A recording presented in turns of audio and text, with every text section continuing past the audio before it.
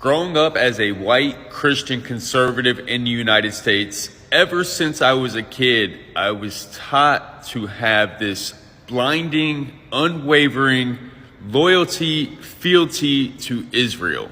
I was conditioned to believe that Israel was the promised land and the Israelis were God's chosen people, and all the Arabs surrounding Israel just wanted to annihilate them and wipe them completely off the map. We were taught that Muhammad was a false prophet and those who were worshiping to Allah were worshiping to the wrong God. And we were taught that we were supposed to pledge allegiance to the United States, support the American military and their endeavors all across the world, but especially in the Middle East, and their support for Israel. We were supposed to back that no matter what. And to question anything would be un-American. But now that I'm older and we have access to the world at our fingertips and I can see with my own two eyes what is going on, I began to question everything. I realized that we bought the lie that Western media propagates to us. We bought the lie that the American church or the Western church propagates to us.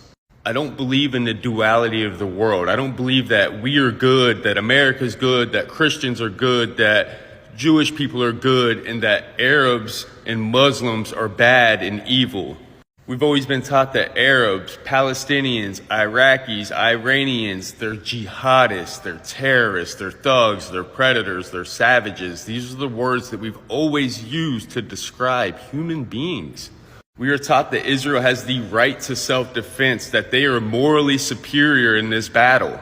But I now realize that he who controls the media controls the masses, and Israel has the power to not only control the narrative, but to control the way that the war is fought.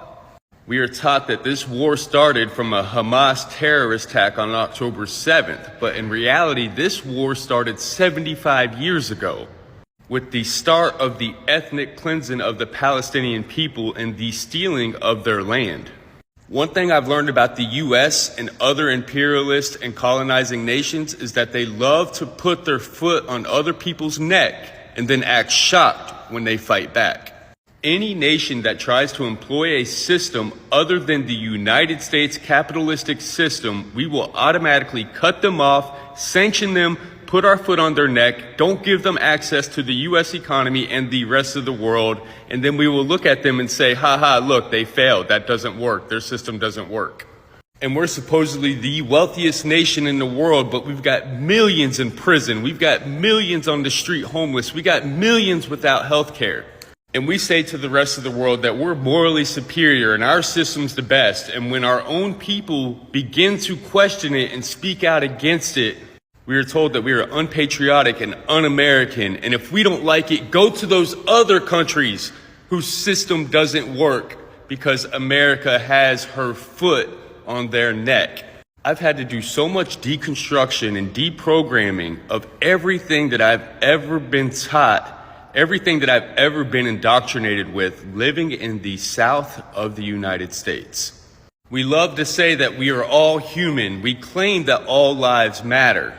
Yet we're still supporting the bombing of innocent civilians. I've said it since day one, and I'll say it again. I will always stand on the side of the oppressed and free Palestine.